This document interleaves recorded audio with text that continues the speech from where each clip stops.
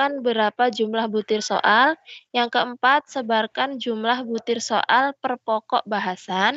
Yang kelima, distribusikan jumlah butir soal per pokok bahasan ke dalam sub pokok bahasan. Yang keenam, distribusikan jumlah butir soal per sub pokok bahasan ke dalam kolom proses berpikir dan tingkat kesukaran. Di sini ada contoh format kisi-kisi soal. Di sini kisi-kisi tes akhir semester. Yang pertama mata pelajaran D2 IPA, kelas evaluasi hasil belajar, penulis Adi Suryanto, waktu ujian 90 menit, bentuk tes pilihan ganda, jumlah butir soal 60 butir, sekolah universitas terbuka. Terima kasih, saya kembalikan ke moderator. Terima kasih teman-teman. Bagi kelompok lain yang ingin menanggapi atau memberikan pertanyaan, dipersilahkan. Saya buka termin pertama dengan 2 penanya. Saya Bu Rizky Aprilianti. Oh ya, silakan Mbak Rizky. Iya, terima kasih. Baik, ingin saya tanyakan tadi tentang tes objektif ya Bu. Bagaimana menurut kelompok... Dari kelompok berapa ya? Kelompok 1 Pak. Ya. Yang ingin saya tanyakan, bagaimana menurut kelompok Anda tentang tes objektif tidak dapat mengukur hasil belajar siswa dengan baik? Terima kasih.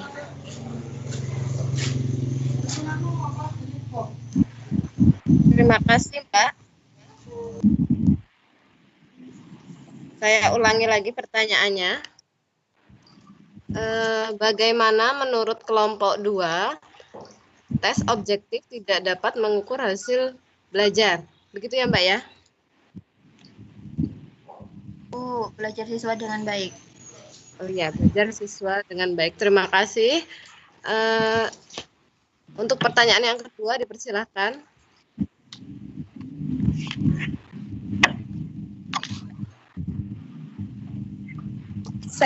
Saya Bu.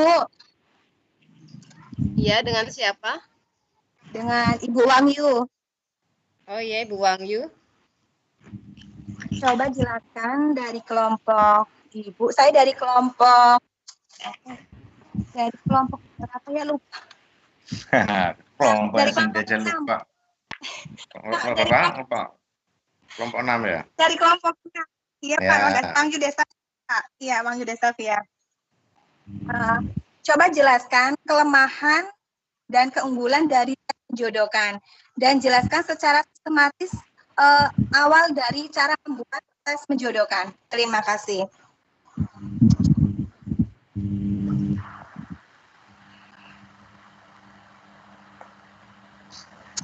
Baik, saya ulangi pertanyaannya. Jelaskan menurut kelompok 2 kelemahan dan keunggulan dari tes penjodohan. Iya. Terus? Langkah-langkah dalam membuat tes menjodohkan itu seperti apa? Secara sistematis ya Bu ya. Ya, terima kasih. Baik, dari kelompok kami akan berdiskusi dulu untuk menjawab pertanyaan dari ibu-ibu.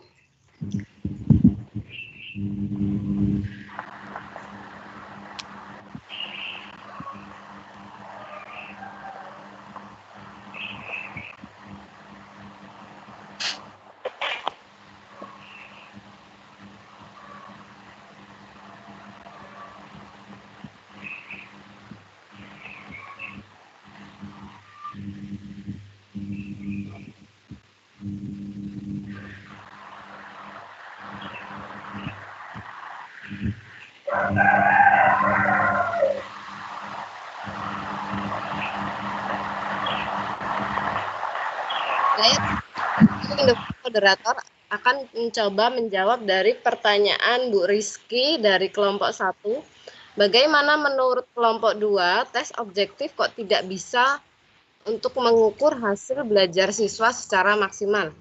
Menurut kelompok kami, tes objektif itu kan tes pilihan ganda. Itu kebanyakan dari siswa itu menjawabnya dengan asal tebak karena sudah ada pilihannya di situ. Dan juga siswa kurangnya kreativitas dalam menjawab karena sudah ada pilihan di situ lain dengan esai karena siswa harus kreatif dalam menjawab, berpikir kritis dalam menjawab soal esai. Begitu Bu Rizky. Apakah ada yang dapat tambahan? Silahkan. Ya Bu, jadi tadi kan dijelasinnya kalau pilihan ganda, berarti di tes objektif juga ada pembuatan soal yang esai. Bukan. Tapi perbandingan. Oh, jadi perbandingannya ya Bu? Iya. Antara pilihan ganda dengan esai.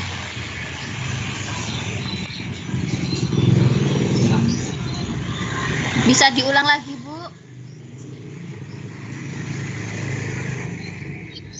Pertanyaan dari Bu Rizky adalah bagaimana menurut kelompok 2 tes objektif kok tidak bisa mengukur hasil belajar siswa secara maksimal. Begitu ya Bu ya? Iya. Menurut kelompok 2, menurut saya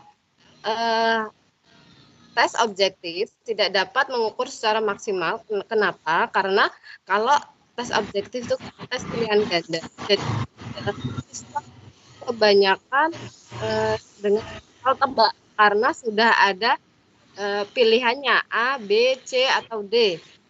Kurangi siswa dan karena sudah pilihan di situ. Berbeda dengan halnya dengan soal esai. Itu kan siswa harus berpikir kritis untuk menjawab pertanyaan esai tersebut. Gitu, Bu. Oh iya, Bu, cukup. Terima kasih. Bagi teman-teman yang ada tanggapan, dipersilakan. Saya mau menjawab pertanyaan Ibu Wahyu, moderator. Oh iya, dipersilahkan. Baik, saya Rizka Wahyuni akan menjawab dari pertanyaan Ibu Wahyu. Jelaskan kelemahan dan keunggulan dari tes menjodohkan serta langkah-langkah sistematis dalam membuat tes menjodohkan. Jadi, untuk kelebihan tes menjodohkan, ini ada beberapa hal. Yang pertama, pembuatannya mudah. Yang kedua, dapat dinilai dengan mudah, cepat, dan objektif. Yang ketiga, apabila jenis tes ini dibuat dengan baik, maka faktor menebak praktis dapat dihilangkan. Yang keempat, tes jenis ini sangat berguna untuk menilai berbagai hal, baik antara problem dengan penyelesaiannya, teori dan penemuannya, sebab dan akibatnya, singkatan dan kata-kata lengkapnya, dan istilah atau definisinya. Itu merupakan kelebihan dari tes menjodohkan. Adapun dari kelemahan tes menjodohkan, yang pertama, matching test cenderung lebih banyak mengungkapkan aspek hafalan atau daya ingat siswa. Jadi dalam tes ini siswa dituntut untuk menghafal. Yang kedua, karena mudah disusun, maka jenis tes ini acap kali dijadikan pelarian bagi pengajar, yaitu dipergunakan kalau pengajar tidak sempat lagi untuk membuat tes bentuk lain, karena tes menjodohkan ini lebih mudah. Yang ketiga, karena jawaban yang pendek, maka jenis tes ini kurang baik untuk mengevaluasi pengertian dan kemampuan membuat tafsiran. Yang keempat, tanpa disengaja dalam tes ini jenis ini sering menyelinap atau masuk hal-hal yang sebenarnya kurang perlu untuk diujikan.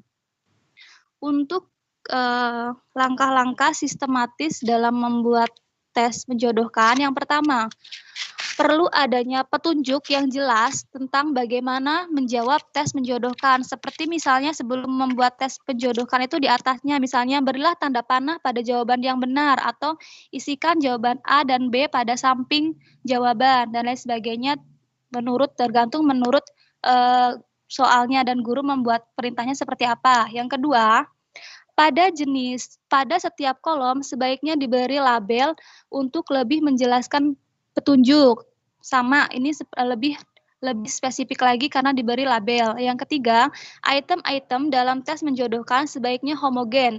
Jika hanya sedikit materi pembelajaran yang dapat dikelompokkan siswa secara homogen dan berkaitan satu dengan yang lainnya. Yang keempat, sebaiknya antara premis dan respon tidak sama jumlahnya. Maksudnya antara soal dan jawaban ini tidak sama jumlahnya.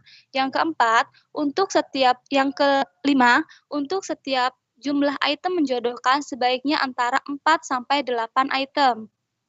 Yang keenam, huruf besar atau angka sebaiknya digunakan untuk memberi label item-item pada daftar jawaban. Sebenarnya masih banyak, Ibu, untuk langkah-langkahnya, mungkin kurang lebihnya seperti itu. Bagaimana, Ibu Wangyu? Sudah jelas apa ada yang masih ditanyakan?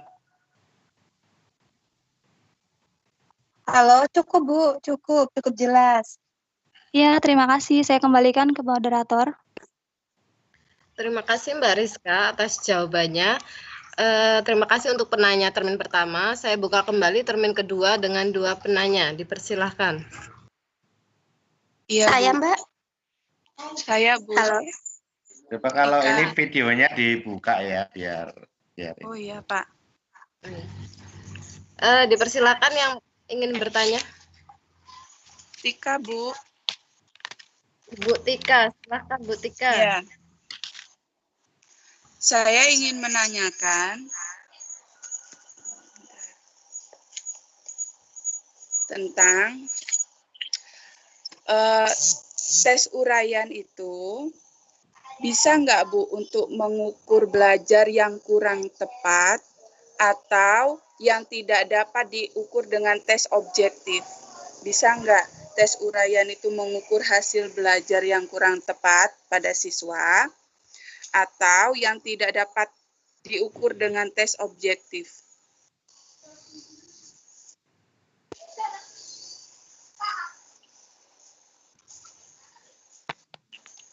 Saya ulangi pertanyaannya dari Bu Tika. Iya, Bu. Tes uraian bisa atau tidak untuk Iya. mengukur kurang tepat pada siswa atau gimana Bu? Atau yang tidak bisa diukur dengan tes objektif loh, Bu.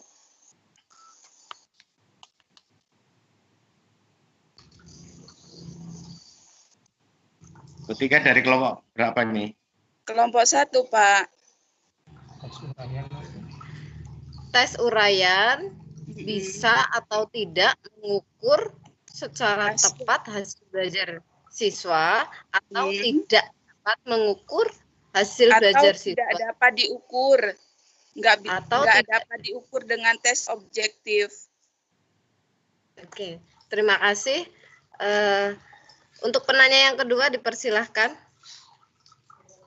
Saya, Bu. Ya. Dengan Ibu siapa? Salbia Hasana dari kelompok 4. Ya, Ibu Salbia. Ya, masih terkait dengan tes uraian. Tadi kan tes uraian itu dikelompokkan menjadi 2. Yang pertama, tes uraian terbuka dan tes uraian terbatas. Pertanyaan saya, menurut kelompok 2, apakah jenis tes ini efektif digunakan untuk level kelas rendah?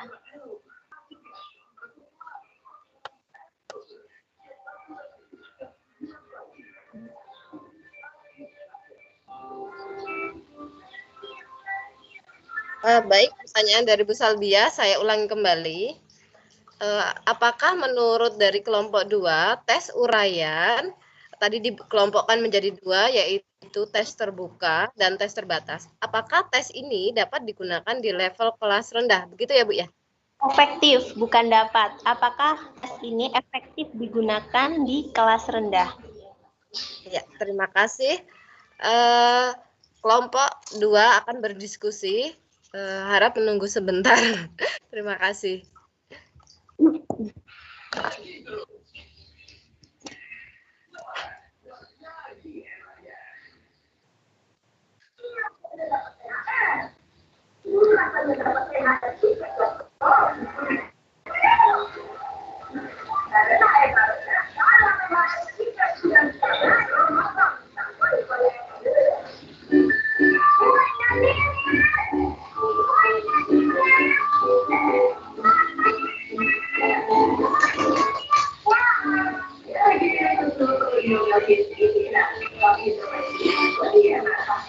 Saya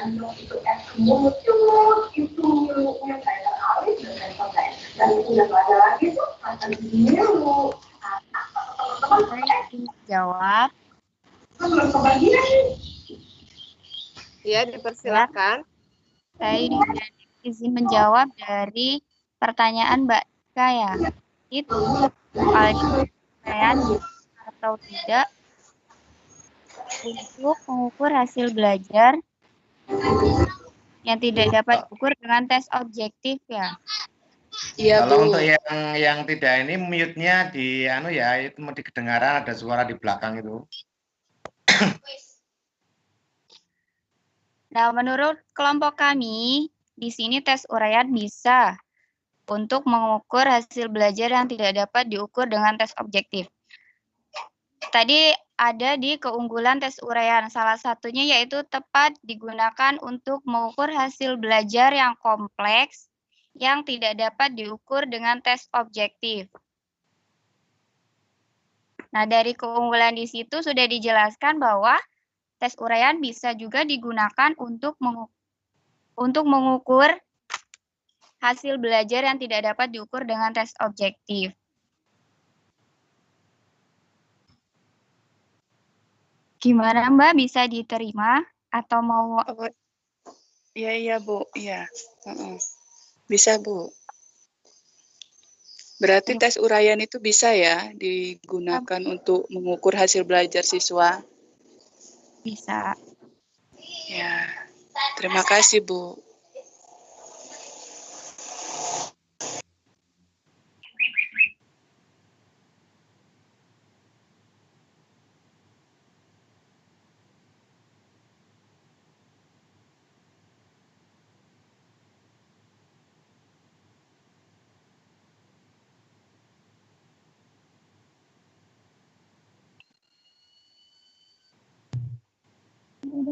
Mbak Moderator, Ya, saya akan menjawab pertanyaan dari Mbak Salbia menurut kelompok kami.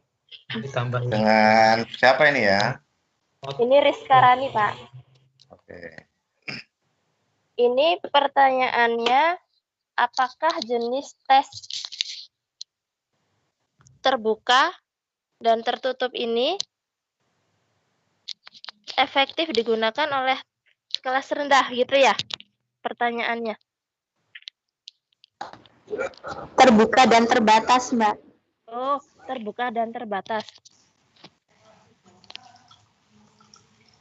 Nah, ini pertanyaan terbuka dan terbatas itu memiliki perbedaan, yakni pertanyaan terbuka membutuhkan jawaban yang pasti, sehingga digunakan pada tipe soal esai dan pilihan ganda.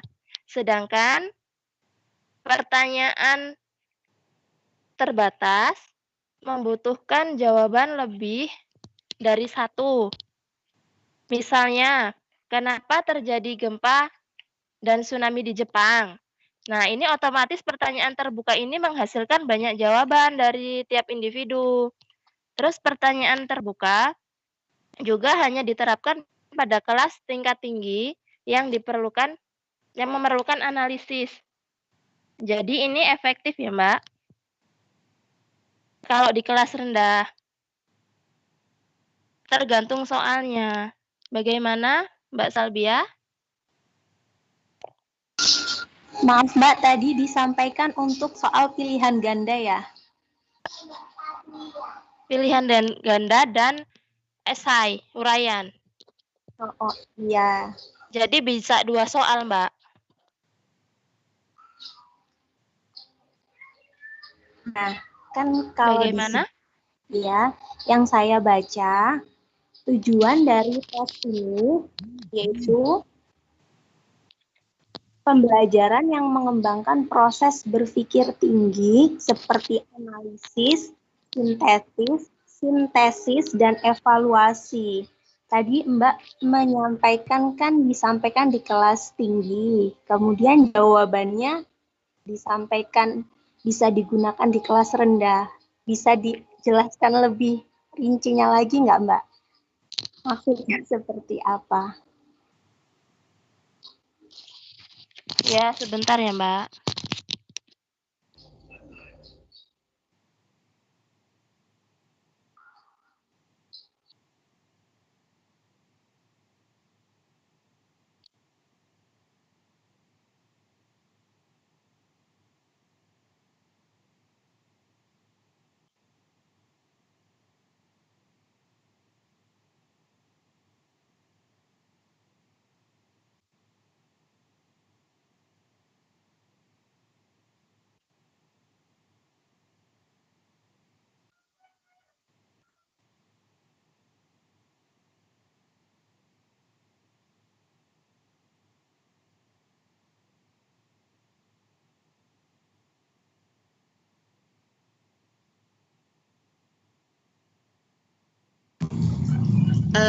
Saya akan mencoba menjawab. Saya Windowati, moderator. Di sini kan tes terbuka itu adalah menjawab butir soal akan ditemukan banyak sekali jawaban yang mungkin sama benarnya. Misal, kalau di sini apa yang menyebabkan banjir? Anak pasti akan berpikir membuang sampah sembarangan, terus apa namanya? Air tersumbat dan lain-lain. Sedangkan kalau di sini yang dinamakan tes uraian adalah butir soal dijawab oleh siswa sudah jelas, yaitu dampak kegagalan karena adanya bencana alam. Maksudnya kalau yang terbatas itu udah jelas jawabannya cuma satu, tapi kalau yang terbuka itu menimbulkan banyak opsi jawaban. Jadi kalau menurut saya ini bisa diterapkan dan efektif untuk kelas rendah.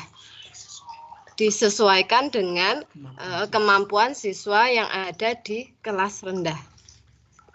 Gimana Bu Salbiah?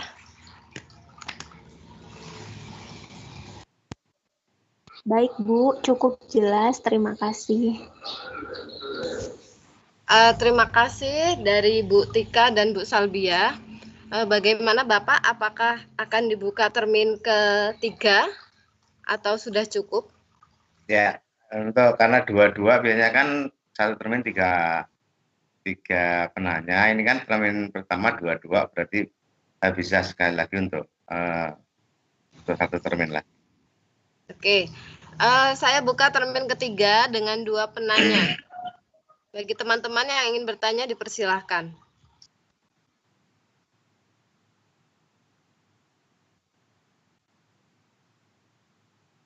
Halo Mbak.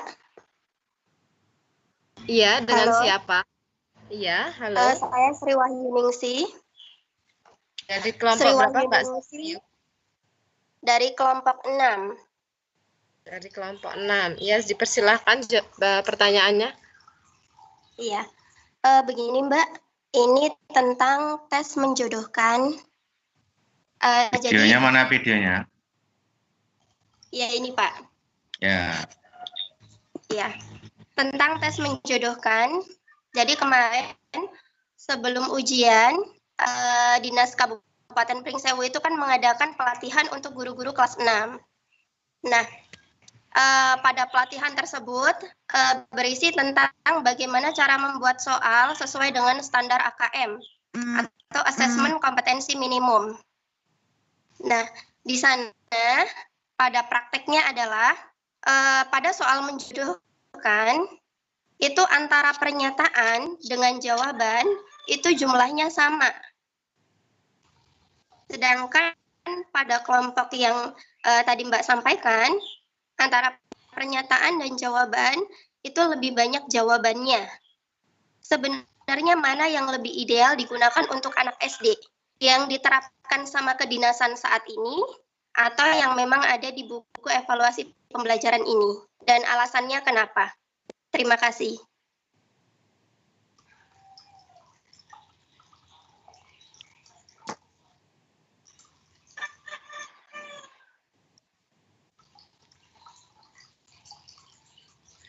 Terima kasih Mbak Sri Wahyuni.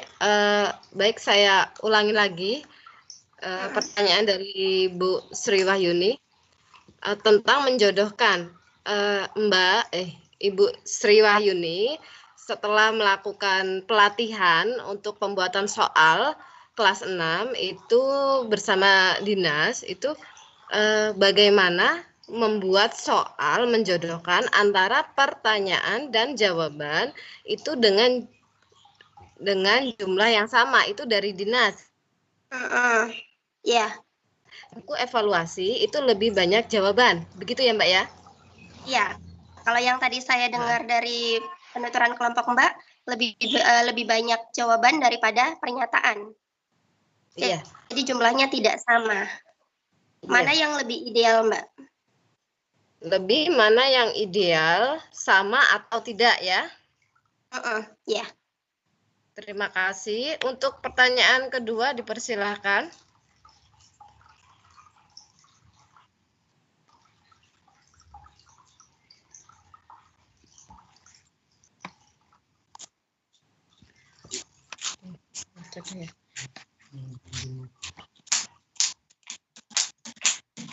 Halo Mbak. Iya. Dengan siapa? Dengan Yulika Arma, kelompok 1. Iya, Mbak Yulika Arma. Baik, pertanyaan saya terkait dengan tes. Masih terkait dengan tes, yakni tes yang kita lakukan, tes sumatif ya, kalau nggak salah ya. Jadi kan biasanya di sekolah-sekolah itu ketika kita akan melaksanakan ujian PAS, penilaian akhir semester atau mid semester juga, itu kita menggunakan tes dari dinas. Seperti itu ya. Rata-rata kan seperti itu, sekolah-sekolah menggunakan tes yang sudah disediakan dari dinas, di mana soal-soal itu yang membuat biasanya Persatuan Guru Mapel ya, atau MGMP lah. Nah, menurut kelompok 2 ini, jadi penggunaan tes dari dinas ini apakah lebih efektif daripada guru sendiri yang membuat tes di sekolah tersebut? Jadi apa keunggulan kita menggunakan atau memakai tes yang sudah disediakan dari dinas dan apa kelemahannya? Karena seperti yang kita ketahui, biasanya di lapangan kita hanya mengajarkan ketercapaian materi itu kan nggak selalu tercapai lah gitu. Tapi kan untuk di tesnya, butir-butir soalnya itu melampaui apa yang sudah kita ajarkan, sehingganya nilai yang dihasilkan pun ya menurut saya kurang pas gitu. Tidak benar-benar mengukur apa yang telah kita kerjakan, karena tes butir-butirnya itu kan dibuat oleh orang lain, bukan guru yang dari sekolah tersebut. Itu aja sih Mbak. Kelebihan dan kelemahannya ketika kita menggunakan tes yang sudah disediakan dari dinas, gitu aja. Terima kasih Bu Yulita Arma. Saya ulangi kembali pertanyaan dari Bu Yulita Arma dari kelompok 1. Bagaimana menurut kelompok 2 tentang tes yang diberikan oleh dinas, apakah lebih efektif dibandingkan guru yang membuat? Terus keunggulan dan kelemahan dari tes tersebut. Terima kasih. Kami dari kelompok 2 akan berdiskusi kembali.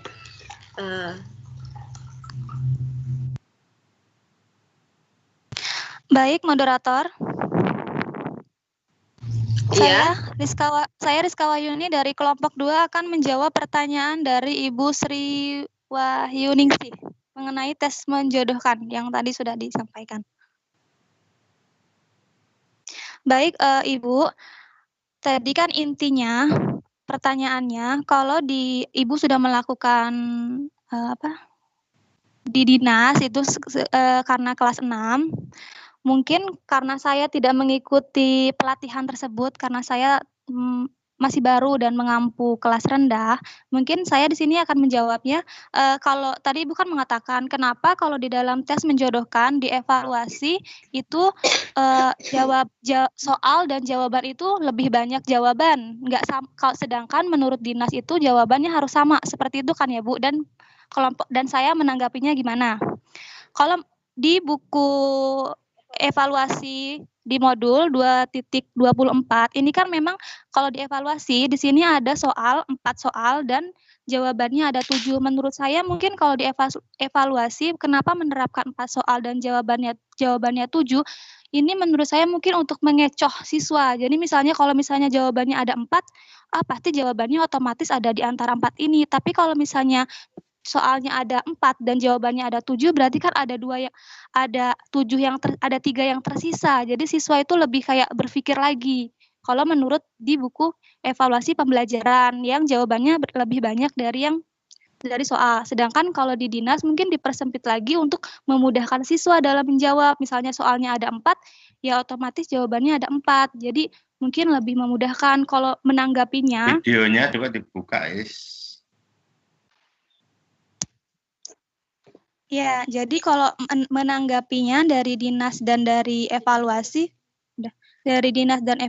menurut saya dua-duanya baik sih Bu, tergantung kita sebagai guru mau pakai yang mana. Tapi kalau memang dari dinas, terutama dinas tempat kita mengajar, memang ketentuannya harus mengikuti dinas, soal dan jawabannya harus sama, ya kita mau bagaimana kita harus mengikutinya. Seperti itu sih Bu kalau saya. Bagaimana Ibu? Jadi kesimpulannya mana yang lebih ideal ya Mbak? Kalau menurut saya dua-duanya ideal. Kalau menurut saya dua-duanya ideal, Bu. Tidak bisa bilang kalau yang ini, yang evaluasi tidak ideal, yang dinas tidak ideal. Menurut saya dua-duanya ideal, tergantung memang ya dinasnya harus seperti apa, tergantung keputusannya. Kita kan hanya bisa menjalankan dari atas. Kalau saya pribadi dua-duanya ideal, tidak bisa memilih salah satu tidak ideal. Seperti itu, Ibu. Oke, terima kasih Mbak atas jawabannya. Ya, terima kasih juga Ibu. Kembali ke moderator.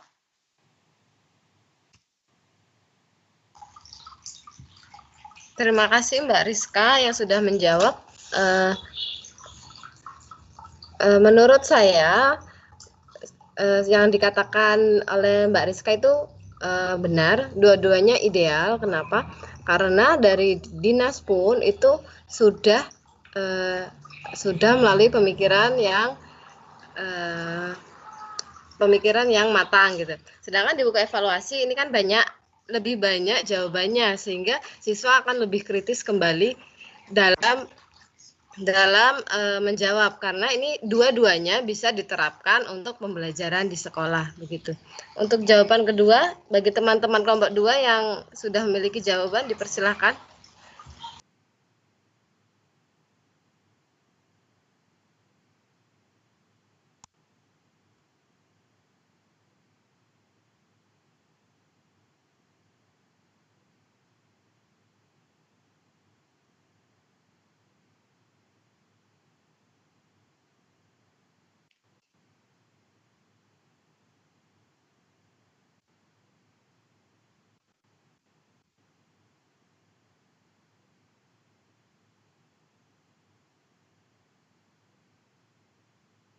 Oke, silakan.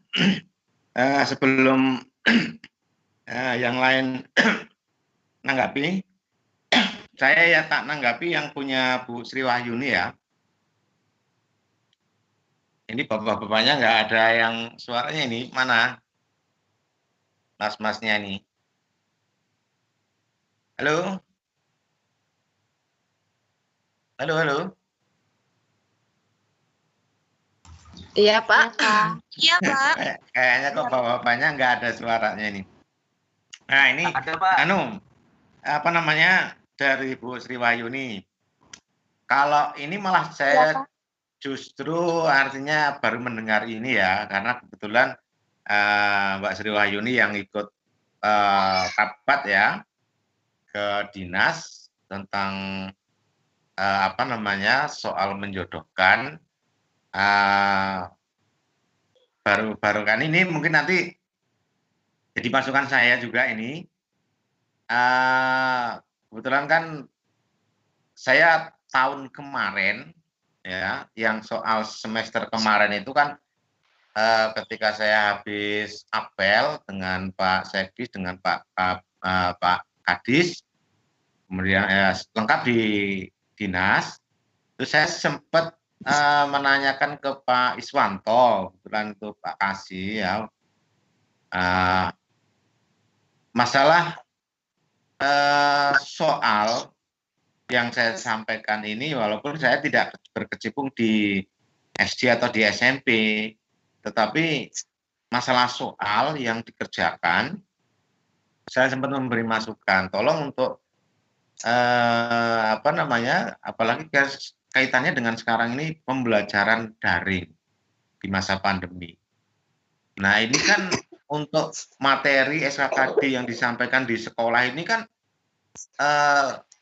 tidak semaksimal apa yang ketika tatap muka, semua jenjang dari pembuatan perangkat pembelajaran saja ini tidak difokuskan pada harus RPP lengkap. Nah ini, jadi manakala pembelajaran RPP ya berkaitan dengan pandemi, gitu. Terus kemudian ketika muncul pada semester ini dibuat ya, kalau kemarin memang masih di koordinar oleh dinas.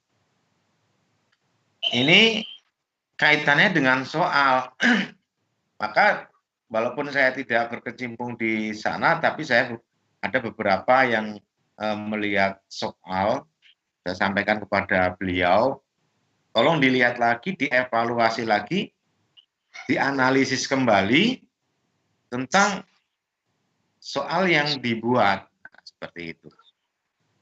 Kenapa? Antara kisi-kisi yang dibuat dengan soal yang ada, ini memang kurang pas. Apa yang benar, apa yang disampaikan oleh tadi, mungkin nanti akan kaitannya dari Mbak Yulika Arma, nanti ada kaitannya seperti itu. Nah ini, apalagi tentang menjodohkan tadi juga. Nah ini,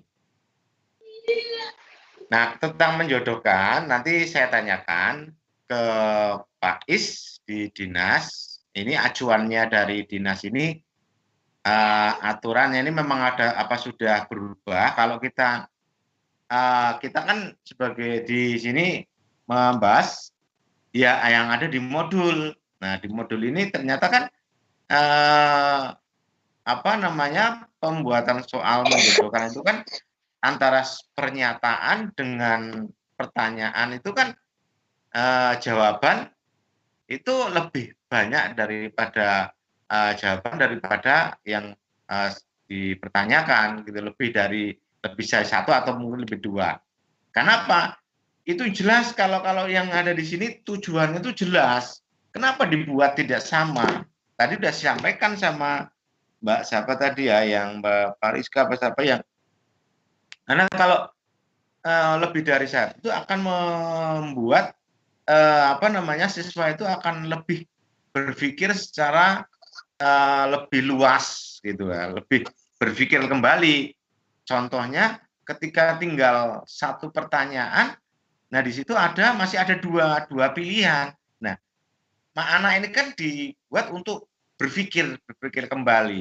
Nah itu akan lebih berbobot dan memang lebih matang pada anak, gitu, untuk pola tingkat pemahaman dan pola berpikir anak. Tetapi kalau itu dibuat sama tadi, memang kelemahannya juga ada. Artinya ketika soal itu tinggal satu, ya tinggal itu jawabnya itulah seperti itu. Jadi anak-anak sudah tidak berpikir lagi, tidak berpikir kembali. Itu sama seperti dengan pilihan ganda. Ya pilihan ganda seperti anak-anak ya tinggal, kalau memang sudah mentok nggak bisa, ya sudah tinggal pilih saja. Kadang-kadang ada yang mau pakai jari A B C D lah. Tinggal nanti kayak gitu. Ada yang seperti itu. Nah ini. ini nanti ya saya juga tidak bisa memberikan ya, Mbak Sri Wahyuni ya, tidak bisa memberikan jawaban pasti, karena saya baru mendengar ini, nanti kebetulan mungkin besok kan saya ada kegiatan apel juga di dinas, nanti akan ketemu dengan narasumbernya siapa, Mbak Sri, Bu Sri? Kebetulan waktu itu bukan saya yang berangkat langsung, Pak, karena saya kan guru kelas 4. Jadi yang ke sana itu teman saya. Nah, kemudian setelah dia selesai ujian, dari pihak sekolah itu meminta agar dia itu sharing ke semua teman-teman guru di sekolah kami. Jadi kami pun mendapatkan ilmu dari beliau. Jadi saya tidak tahu siapa narasumbernya. Oh, begitu ya. Jadi kalau umpamanya tahu narasumbernya kan besok langsung saya ketemu orangnya. Soalnya kan kalau kemarin kan masih ini siapa namanya Pak Anies dengan Pak Iswanto. Nah, kalau sekarang masih ada tahu siapa narasumbernya kan nanti saya langsung ketemu. Seperti tahun semester kemarin, makanya walaupun saya tidak berkecimpung langsung di lapangan karena saya berbeda jenjang pendidikan, tetapi kan saya bisa menyampaikan hal-hal yang seperti itu berkaitannya dengan yang ada di lapangan. Karena saya juga ya artinya ya ikut sih, apalagi kalau sudah menyangkut nanti kalau ke analisis analisis nilai gitu ya, analisis hasil semester umpamanya. Nah, sebenarnya saya ingin ikut berkecimpung ke sana, cuman karena saya kapasitasnya itu jenjangnya berbeda, karena saya jenjangnya kepengawasan itu di PAUD, tidak di SD dan tidak di SMP, maka untuk jenjang analisis ini ada tersendiri teman-teman yang ikut mengelola. Nah, karena sementara ini terus terang saja, nggak tahu di tempat Anda ini sudah pernah belum menganalisis dari hasil soal yang sudah dilaksanakan. Contohnya, setelah mid semester atau semester ganjil. Nah, setelah itu soal terus dianalisis, gitu. Nah, memang ya jenis analisis itu kan tidak semudah apa yang kita sampaikan, kita ucapkan. Karena kita harus buka lagi memakai ya artinya standar deviasi. Terus kemudian kita harus menganalisis soal itu dengan sistem ganjil genap atau sistem atas bawah. Nah, ini kan harus kita lakukan seperti itu. Nah, untuk kelemahan kita saat ini, apakah semua guru itu menguasai dari hal-hal yang semacam itu? Kalau kita mau menganalisis betul soal. Karena apa? Kalau kita yang Anda pernah kuliah itu kalau mau nanti penelitian memberikan soal itu tentunya kan harus memakai ada standar deviasi lah seperti itu. Untuk soal itu nanti kan instrumen atau memberikan kepada responden tentang soal. Apakah umpamanya kalau soal ini layak? Nah, contoh soal nomor 10 ternyata kok banyak yang menjawab benar semua. Nah, ini kan bukannya harus guru itu senang, tidak kan gitu. Nah, itu perlu dianalisis kenapa nomor 10 ini soal kok bisa dijawab semua. Apakah terlalu mudah bagi siswa untuk menjawab? Nah, ini apakah layak dan tidak layak nanti untuk dipakai. Nah, itu. Terus kemudian ini yang tadi yang bisa menjawab semua. Nah, nanti yang nomor 15 kok ini ternyata kok jawaban nomor 15 ini kok banyak yang nggak benar. Nah, kenapa? Apakah soalnya terlalu sukar? Nah, ini nanti tidak perlu harus soal ini dipakai karena ini terlalu sukar. Nah, ini harus direvisi kembali. Nah, kan ke sana larinya. Mestinya harus menggunakan standar deviasi itu. Artinya sistem ganjil genap atau sistem atas bawah atau nomor besar nomor kecil. Nah, ini seperti itu. Nah, sekarang dilihat di lapangan SDM-nya kita kira sudah mempunyai skill yang semacam itu apa belum kan gitu. Nah, masih ya mohon maaf Artinya di lapangan ini jarang lah, artinya masih jarang sekali yang menganalisis yang semacam ini. Ya kalau sudah ujian ya sudahlah, dilihat soalnya seperti itu. Nah itu yang saya ketahui seperti itu. Terus kemudian yang untuk semester ini kemarin, ujian kemarin, setahu saya perintah dari Pak Sekdis ataupun Pak Kadis itu memang ya mungkin nanti kaitannya dengan punya pertanyaan punya Mbak Yulika Arma. Ketika Pak Sekdis sama Pak Kadis itu menyampaikan, itu silahkan kepada sekolah atau guru yang mampu untuk membuat soal, itu membuat soal sendiri. Karena pada dasarnya kan ujian itu kan memang kalau nasional ditiadakan sesuai dengan Permen Dikbud nomor 1 tahun 2021 di masa pandemik ini ditiadakan untuk ujian nasional. Terus kemudian untuk ujian sekolah ini dipersilakan sekolah jika sekolah itu mampu untuk membuat soal sendiri, membuat soal sendiri. Dinas itu tidak untuk mengkoordinir membuat soal atau menggandakan soal. Nah kalau seperti tadi itu yang sampaikan Mbak Asri itu kemarin ada, memang seperti itu. Memang dari dinas tidak, tapi biasanya K3S atau gugus di masing-masing kecamatan ini membuat, kalau saya keliling kemarin untuk monitoring ini, di masing-masing gugus itu membuat soal, terus kemudian digandakan. Nah itu, memang di sisi lain begini, termasuk ini Mbak Yulika ya, pada akhir semester soal yang dari dinas ini, penggunaan tesnya tidak efektif ya bila soal itu membuat sendiri. Betul, karena begini, yang sudah yang namanya soal ini di setiap kecamatan itu kan ada yang namanya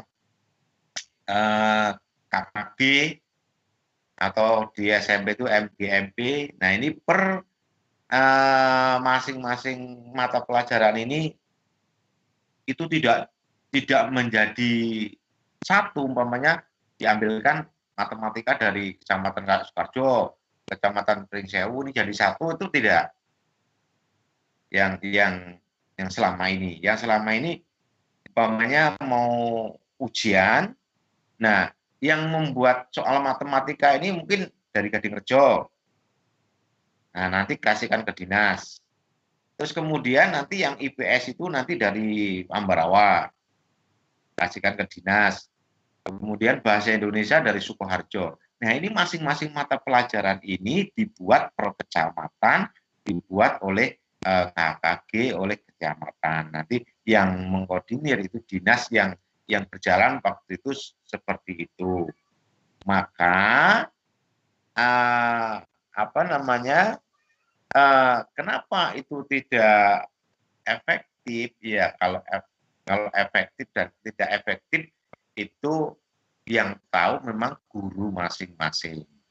Nah itu karena masing-masing kecamatan itu kalau acuannya sama, ya kurikulum, artinya silabus, kemudian kisi-kisi. Nah, makanya saya pernah bilang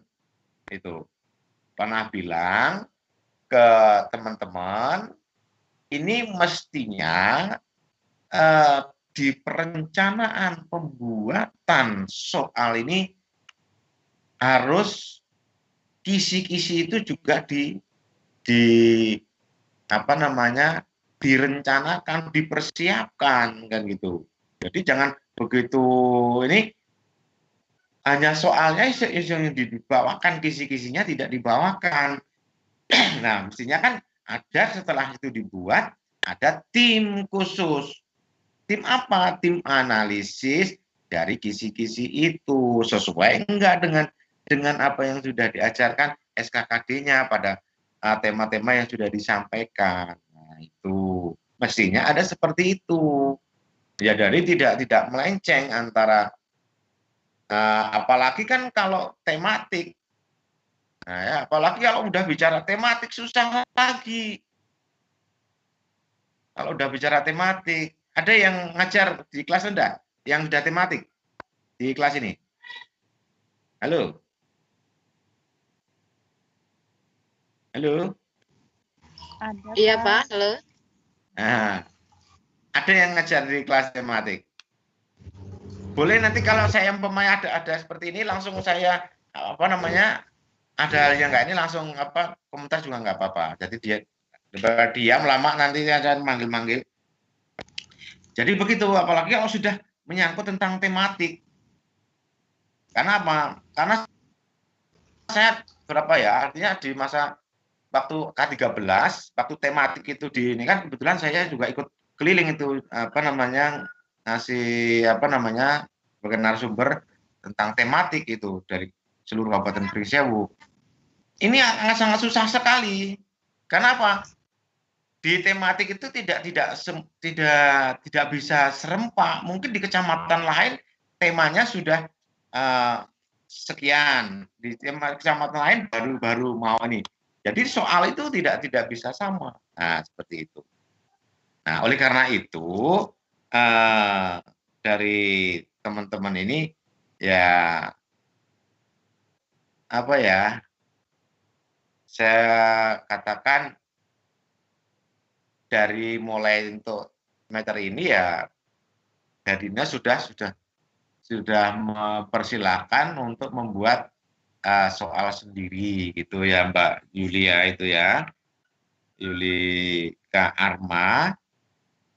Akan tetapi ya ada yang masih yang tidak apa namanya sanggup untuk membuat soal sendiri.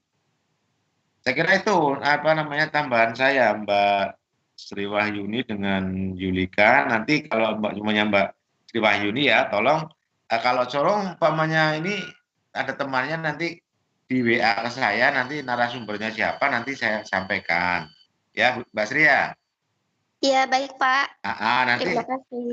tanya ke temannya Anda, nanti waktu itu narasumbernya siapa nanti langsung saya tanyakan. Nanti bisa saya klarifikasi seperti itu kan gitu. Saya juga punya artinya Pak Puji punya dasarnya ini. Artinya evaluasi pembelajaran ini dasarnya Pak Puji. Nanti nah kami minta kalau umpamanya ini dari dinas dasarnya apa gitu, bisa berbicara seperti itu ada dasarnya apa tidak kan gitu. Terus kemudian untuk Mbak Yuli ya, ini artinya memang sebaiknya saya katakan tadi di awal kata Pak Sekdis, Pak Kadis itu benar. Kalau umpamanya guru mampu membuat soal sendiri itu lebih baik. Karena apa? Apa yang sudah disampaikan itu tentunya akan buat soalnya pun sesuai dengan apa yang disampaikan. Minimal satu gugus di kecamatan itu. Nah, satu gugus kemudian nanti dilakukan dari KKG kecamatan. Itu saya kira Mbak Yulika Arma dan Mbak Sri. Mungkin dari yang lain mungkin ada yang mau nambahkan silakan. Kalau untuk yang pertanyaan yang di awal-awal termin 1 termin 2 tadi, saya sepakat dengan jawaban dari apa namanya teman-teman. Apa namanya? Saya kira artinya sudah cocok lah artinya. Cuman saya tadi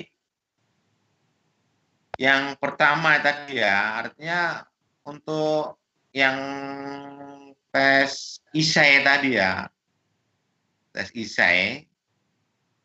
Nah, jadi bukannya untuk tes ISAE dan atau urean itu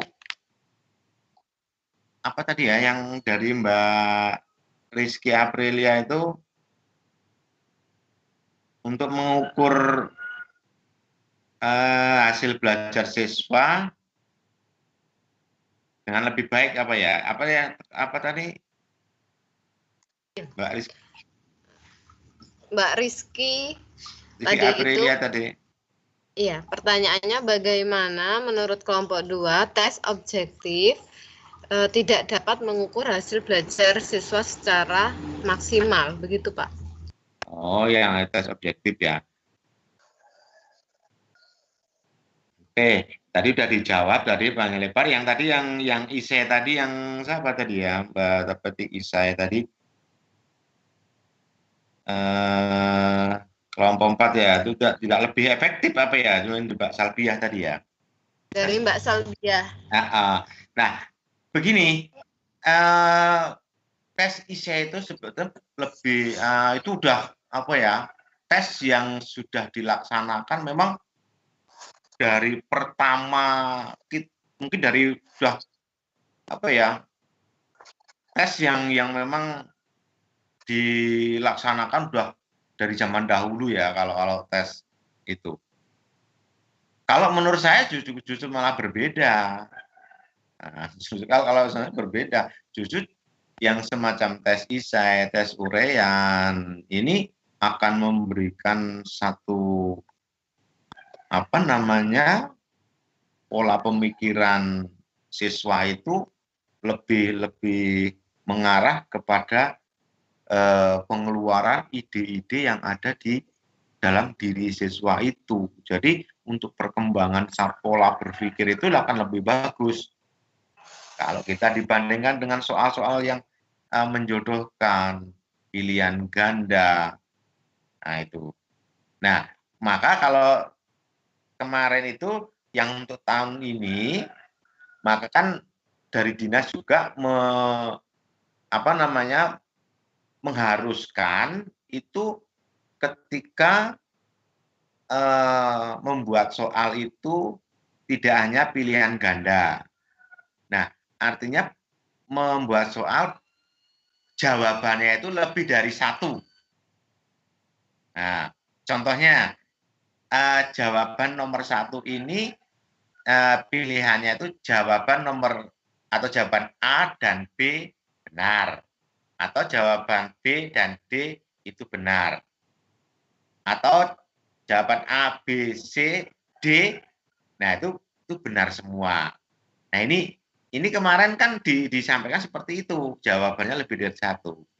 Nah ini, itu harapan cuman kayaknya tidak dibuat kayaknya kemarin soal itu untuk yang jawaban lebih dari satu. Karena apa? Kalau untuk ini saya bicara di SD ya, bukan bicara di SMA. Di sini ada kelas ini ada yang ngajar di SMP atau di SMA? Ada, Pak. Ada ya?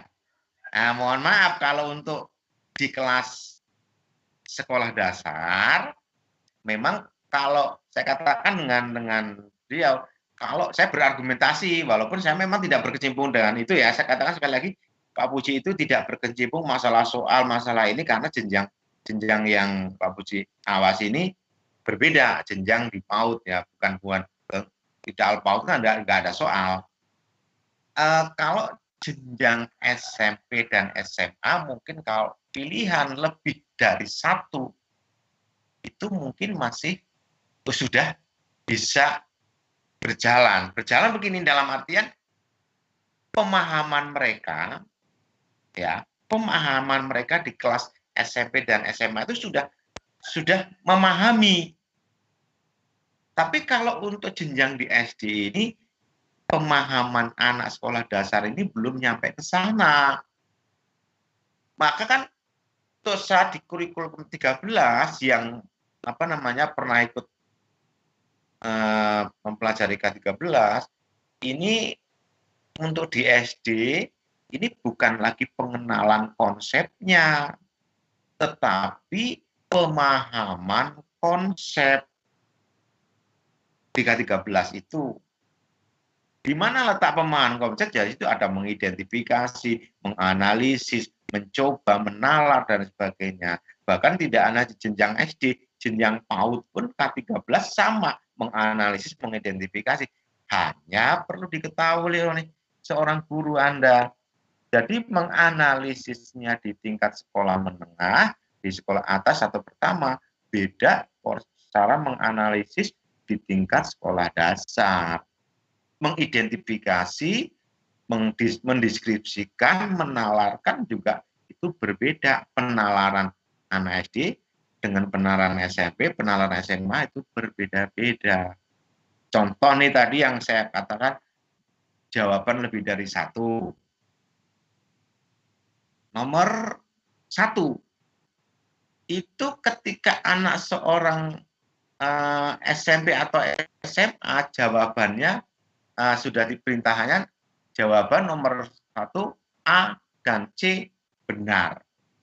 Nah, dia akan berpikir tidak oh iya antara A dan B ini benar, A dan C benar. Tetapi kalau SD itu saya berkayaan belum nyampe ke sana.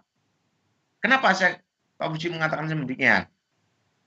Pada dasarnya anak yang belum memahami konsep-konsep itu, ketika dia membaca soal nomor 1, umpamanya ibu kota negara Indonesia adalah Jakarta, ya sudah. Nah itu, umpamanya tidak, itu kan tidak. Nah, umpamanya begini, soalnya yang bisa jawaban lebih dari 2. Pokoknya perkalian dari jumlah 8 adalah A. Bukan perkalian ya, jumlah angka 8 itu bisa dihasilkan dari titik-titik. A, jawaban A 1 ditambah 7. Itu kan benar. Ya. Terus kemudian yang C itu 2 kali 4 sama dengan 8. 2 kali 4. Nah, itu kan ada 2 jawaban. Apalagi kalau sudah 3 jawaban, 2 tambah 6 itu kan juga 8. Nah, anak SD ini begitu membaca soal jumlah 8 ini berasal dari, banyak. Ya 1 tambah 7, 8, ya sudah itu. Jadi untuk penalarannya, pemahaman konsepnya ya cuma kalau sudah tahu 8 itu dari 1 tambah 7, yang 2 kali 4, 2 tambah 6, nah itu enggak terpikirkan kembali. Nah itu seperti itu. Tapi kalau ya saya tadi bisa memberikan satu penalaran kepada anak-anak kita. Itu saja bisa tambahan saya. Halo? Iya, halo. Terima kasih Bapak atas jawabannya. Bagaimana? Begini ya, artinya begini. Yang jelas kalau seperti saya tidak terjun langsung ya, tapi bukannya tidak mau tahu ya, tapi tetap saya berusaha untuk belajar karena sama-sama sebenarnya kalau yang lebih memahami sebetulnya Anda yang setiap hari menggeluti, artinya menggeluti di SD ini ya, yang di SD ataupun di SMP, apalagi tentang soal. Nah ini ya harapan saya ke depan di kelas ini jadilah seorang guru bukan hanya yang mengajar ya, tidak hanya mengajar tapi mendidik itu dalam artian itu lebih banyak hal yang mau disampaikan kepada anak-anak kita, kepada teman-teman kita. Nah terus kemudian apa yang saya sampaikan pada tugas di tutorial 1 yang sudah saya sampaikan ini, nah ini artinya berkaitan dengan ini semua sebetulnya. Nah ini sebagai seorang guru memang harus betul-betul satu perencanaan. Ya. satu perencanaan. Perencanaan itu ketika kita mau membesar tes apapun, ini diawali dari perangkat, ya, dari perangkat itu di RPP. Sana itu memberikan pemilihan SKKD-nya, pemilihan indikatornya, dan nanti sudah di angan-angan ini saya nanti harus membuat soal seperti apa di perencanaan seperti itu. Kisi-kisinya harus seperti itu. Nah ini harus seperti itu. Jadi nanti begitu kita membuat soal, apapun bentuk soal sesederhana mungkin atau soal yang sulit, kita sudah punya gambaran. Nah, karena di sana kalau sudah menyangkut ada C1, C2, C3, C4, C5 sampai C6. C apakah sih? C ya? C1 itu apa? Iya, Pak. C1 apa C1? Ayo. Mengingat. Nah, memahami apa mengingat? C1. Sudah lah ya, yang hafal itu bu guru lah yang hafal lah itu ya. Nah, di situ nanti memahami, C2 mengingat, C3 ya. Nah, itu yang ya udahlah yang hafal saya nggak hafal lah, itu C2 aja ini. Nah, ini menyebutkan apa menganalisis itu lupa Pak. Ya udah nanti dibuka bersama-sama lah ya. Ya karena kan banyak sekali tuh. Nah ada pokoknya C1 sampai C6 itu pokoknya ada ya jelas ada memahami, menyebutkan, menganalisis dan sebagainya. Nah ini itu yang perlu harus Anda kedepankan ya, harus Anda kedepankan. Jadi seperti itu ya, kalau saya memang tidak hafal dengan hal itu, tapi kalau kaitan dengan itu pernah saya yang salah kaprah ini teman-teman guru ini ketika di RPP itu sudah nyampe di KKO-nya. Apa KKO coba?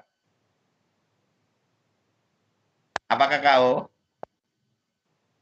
Nah, kalau sudah nyampe kata kerja operasional, kadang-kadang salah kaprah. Apa sih kata kerja operasional ini? Nah, kan gitu. Apa kira-kira? Jadi, ada yang beda, apa kata kerja seperti apa? Kenapa itu sangat penting untuk meletakkan membuat kata kerja operasional itu seperti supaya bisa baik. Nah, ini seorang guru ini nanti ketika membuat di RPP ini harus mengetahui KKO yang harus disampaikan. Itu. Jadi kata kerja operasional itu disampaikan dari yang paling termudah menuju kepada hal yang lebih sulit. Contohnya yang termudah itu ya yang menyebutkan.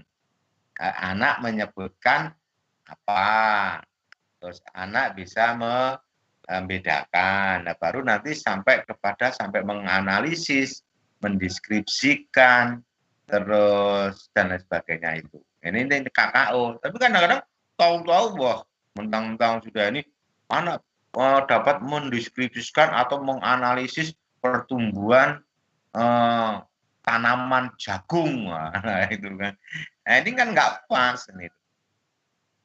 Nah, oke, itu yang bisa disampaikan.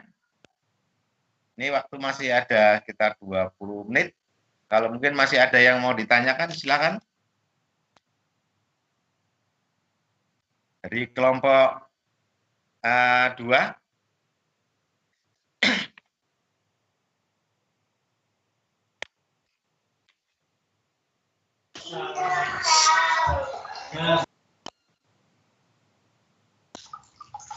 Terima kasih Bapak atas penjelasannya.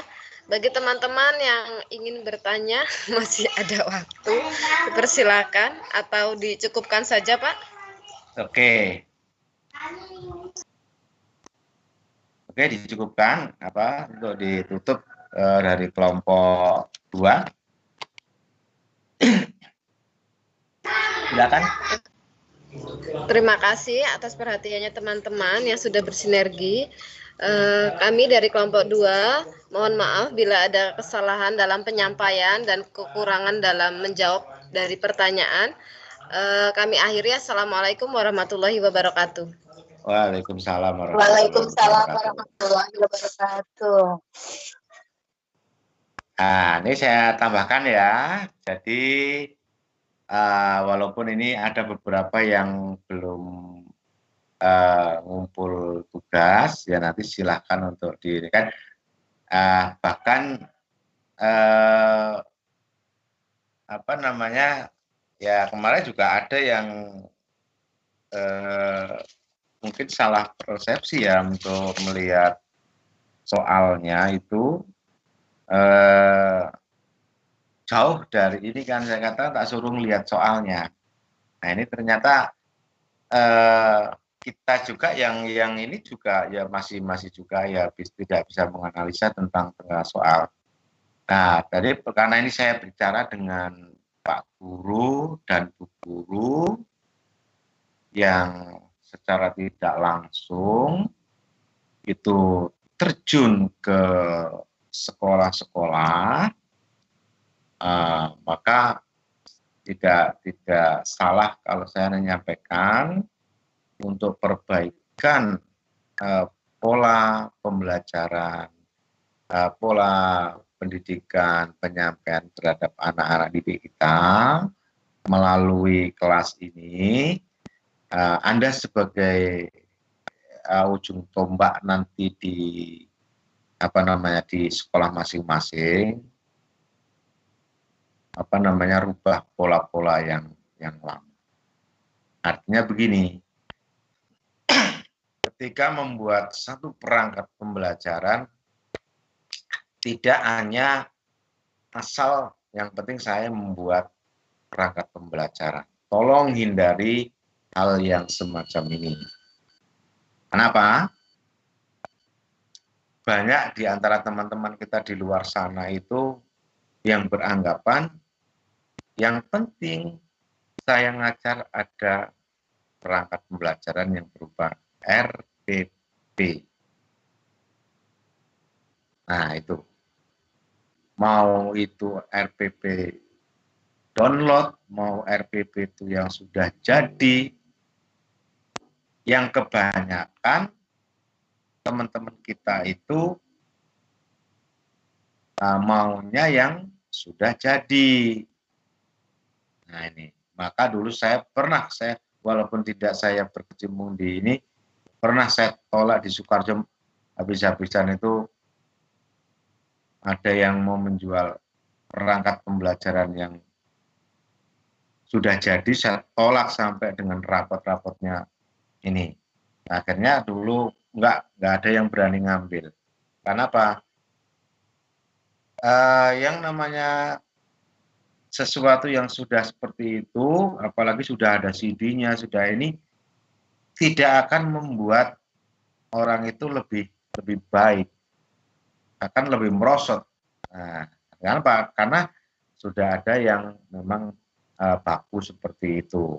Nah ini, maka saya harapkan untuk di kelas ini nanti tidak hanya membuat semacam perangkat yang sudah ini, tapi dikenali dulu, direncanakan dulu seperti apa. Maka nanti SKKD-nya itu yang mau disampaikan seperti apa, pembukaan seperti apa, baru nanti indikator yang mau saya sampaikan ini apa. Nah, sampai ke siswa ini, harapan saya ini tujuannya mau seperti apa. Nah itu, sehingganya nanti ketika kita membuat soal itu ada beberapa pilihan bagi Anda yang untuk dipilih. Nah, di situ nanti ada yang pilihan ganda, ada pilihan, ada isai, ada uraian.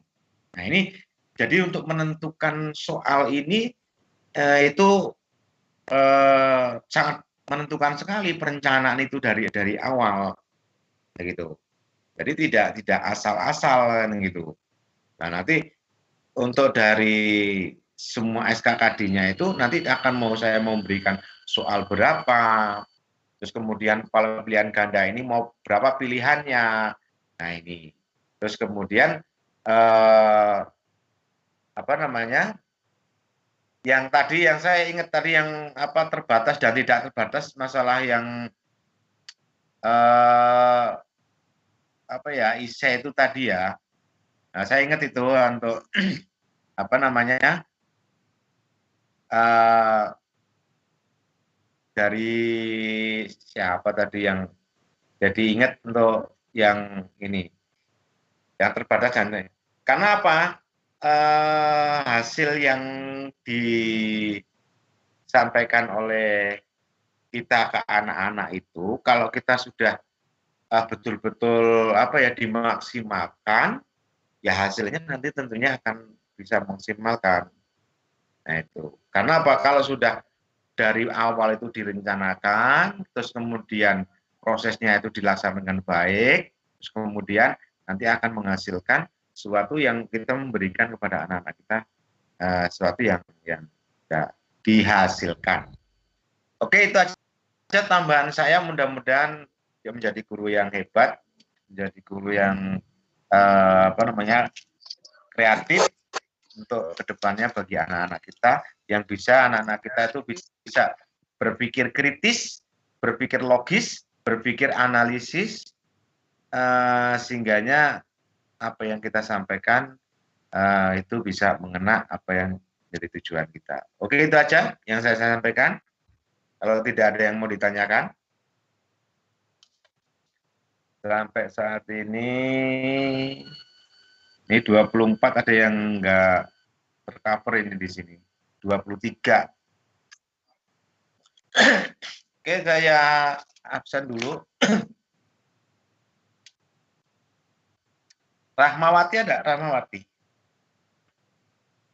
Halo, Rahmawati.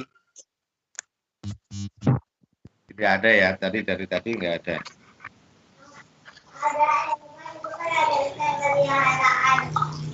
Rendra Pratama.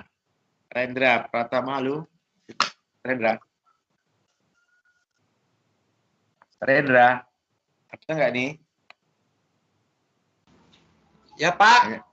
Ya. Mana, Pak? Ya, ini absen dulu ini. Oh, ya, Pak. Oke. Nah, ini maksudnya gitu. Karena terus ini tolong ini screenshot yang ini belum ada ini di apa namanya? Di layar ini. Nah, ya, itu kan yang banyak ini, yang apa namanya? Boleh apa nama? Semuanya dibuka, semuanya nggak apa di screenshot yang banyak yang ada. Riana. Halo Riana, ada nggak?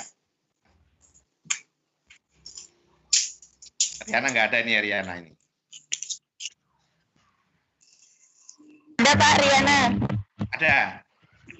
Ada. Riris. Ada Pak. Hadir. Rizky, Aprilian ada tadi ya. Hadir Pak. Rizka Wahyuni ada.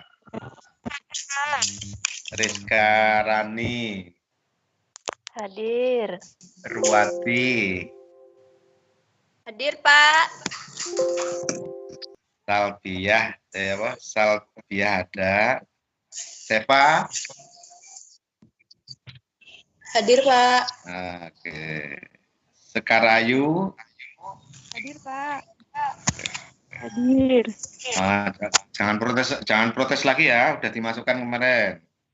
Iya Pak. Ya. Nah, Setioko. Hadir, Pak. Hadir. Ini lemes banget sih. Masih pagi, Pak. Semangat. Sela. Kopi itu, Pak. Hadir Pak. Kopi, Pak Iwan. Sri Wahyuningsih ada tadi ya. Ada Pak. Sulis.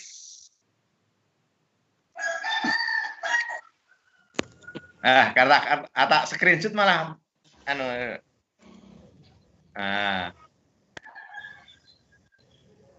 Ini anu iki.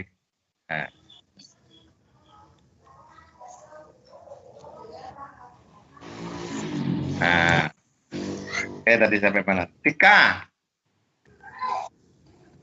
Hadir, Pak. Siti Nurjana. Hadir, Pak. Valentino Rossi. Valentina Mariana. Hadir, Pak. Valentina Mariana. Pinando Yolanda. Halo, Pinando Yolanda. Mana lah, Mas Pinando ini, nggak nongol-nongol. Nggak nongol-nongol ini, mana ini? Dari kemarin ini. Wang Yu. Hadir, Pak. Windowati ada. Saya yang nongol tiap hari aja nggak ngerti. Yeni. Hadir, Pak. Yulika Arma. Ada, Pak. Udah ngirim belum Yulika? Kayaknya Sudah, belum Pak. ada. Hah? Apa gimana? Kayaknya belum ada kayaknya. Oh, belum, Pak. Iya, tugas belum. Insya Allah hari ini. Yuni Triana. Ada, Pak. Ivan. Halo, mana Ivan? Nah, ini belum juga nih, belum kelihatan ini. Belum. Mas Kurniadi. Hadir, Pak. Nah, Mas Kurniadi juga kayaknya belum kayaknya. Proses, Pak. Proses.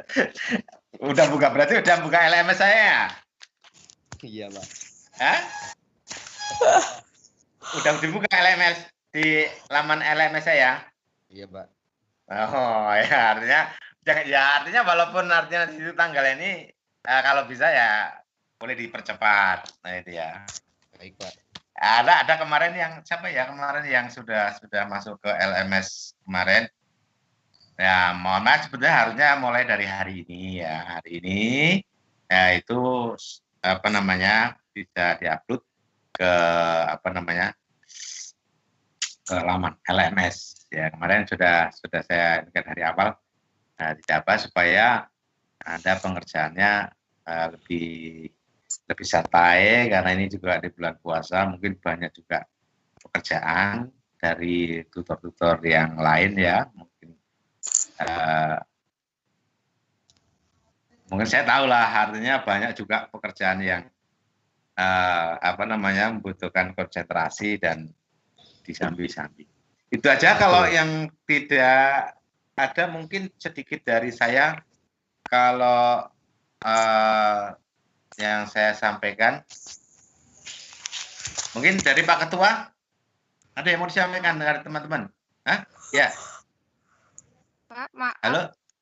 Saya Sulistiani sih hadir, Pak. Maaf, sinyalnya susah sekali. Sudah tadi sudah. Ya, terima kasih. Ini gambarmu tuh, Lis. Tapi gambarmu cedek banget ora iso nggak bisa di screenshot cuma kelihatan mata. Kelihatan matanya aja. Boleh ini yang ini kayaknya belum ada yang screenshot yang gambarnya banyak loh ini.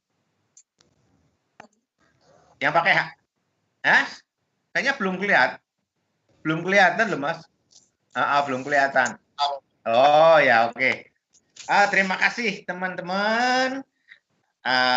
Selamat menjalankan ibadah puasa. Selamat melanjutkan aktivitas yang lain. Semoga itu sampai sore. Yang kelihatan matanya aja yang saya screenshot setiap boleh ketawa gitu. Oke, terima kasih. Assalamualaikum warahmatullahi wabarakatuh. Waalaikumsalam warahmatullahi wabarakatuh.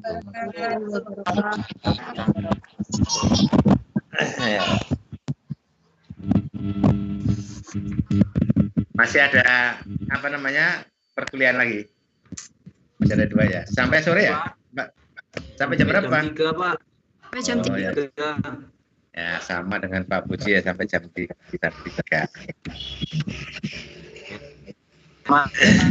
Oke, untuk teman-teman yang mau membuat whiteboard itu, silakan, itu saya kirim kemarin linknya, bisa diramaikan untuk Hari Pendidikan Nasional. Itu ya milih, silakan sesukanya di link itu untuk membuat dikirimkan sama teman-teman. Oke, terima kasih. Silakan. Ya, silakan.